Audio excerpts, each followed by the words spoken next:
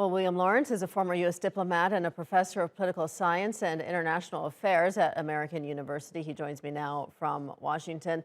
Professor, I'd like to hear your take on this alleged use of chemical weapons in Mariupol. If that is determined to be true, what does that potentially mean for this conflict as far as an escalation? Well, first of all, the Russians have done it before. They've done it many times. They usually do it after they've accused the other side of preparing to do it. So all those things are in place. We have three people showing signs of chemical exposure, but not life-threatening. So that's all evidence in a certain direction. However, the Biden administration, unlike the Obama administration in Syria, has not drawn a red line on chemical weapons, nor on nuclear weapons for that matter. So the European and American response will be calibrated.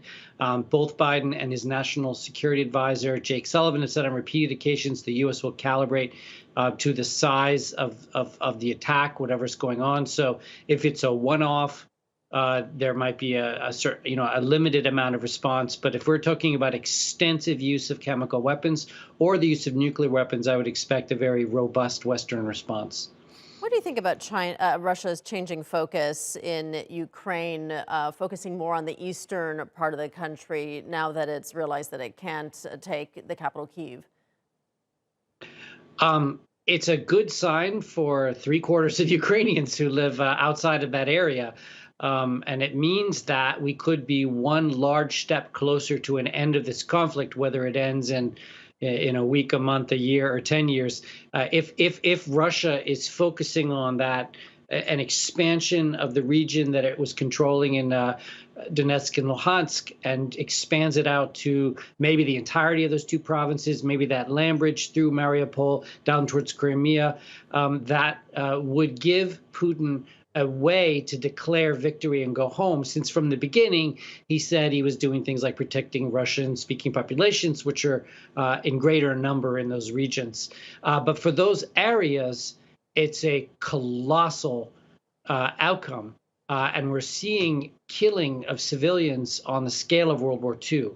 This rises to the level of the doctrine of responsibility to protect, which I've talked about before on TRT, where the international community should step in militarily and protect civilians from mass slaughter.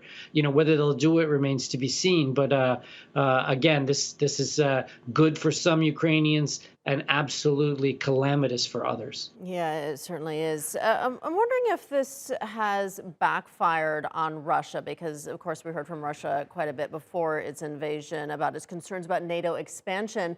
But now that's exactly what we're seeing. Not in Ukraine, of course, but we have Sweden and Finland looking to be fast-tracked into NATO. Do you think that this has completely backfired on Russia? 110%. I mean, we have all the neutral countries. Even Switzerland was on NATO maneuvers recently with Sweden and Finland, and is talking about joining as well and providing military support to Ukraine.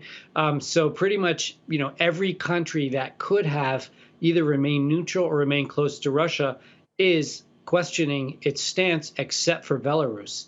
And so all that bodes very badly, both for Putin's long-term agenda and for his longevity as the head of Russia. I mean, there's a long history in Russian politics going back centuries, whereby if you lose a big military defeat, you get booted sooner rather than later. We saw it with czars. We saw it during the Soviet Union. We saw it with Afghanistan. So it will see if Putin survives this. Of course, part of his strategy is taking over more parts of eastern Ukraine and declaring victory. But things are looking worse and worse and worse for Putin, for the oligarchs around him, for his armed forces, and for Russia's reputation in every sphere, especially economically. Yeah, it certainly isn't boding well for Vladimir Putin at all. But I'm wondering if his security concerns of NATO are even grounded in any reality, because, of course, NATO is about defense.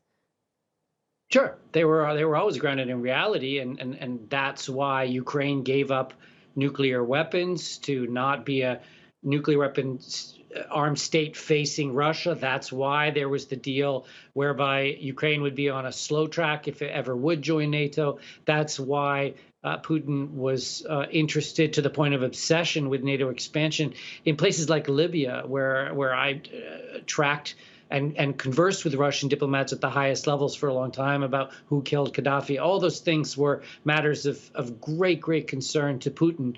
But unfortunately, many doors were open to Putin to have those conversations, including in the weeks and months in the lead up to this war. I was on many times TRT talking about what's being offered to Putin, front channel, back channel. He rejected all of those offers and decided to go this route instead. And of course, it's all backfired on him.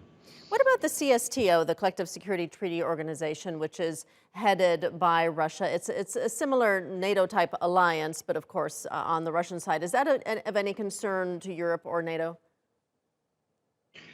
No more of a concern than Putin himself. Putin calls the shots. It's not really a voluntary or a balanced organization where equal partners come in and defend each other's interests.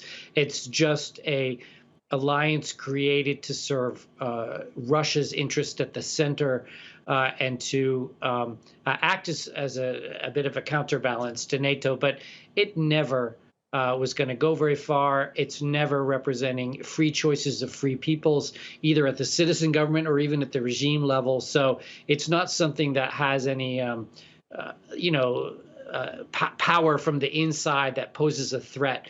Rather, it's simply an extension of Putin's hegemonic aims in his near abroad, and it will weaken as a result of this latest conflict.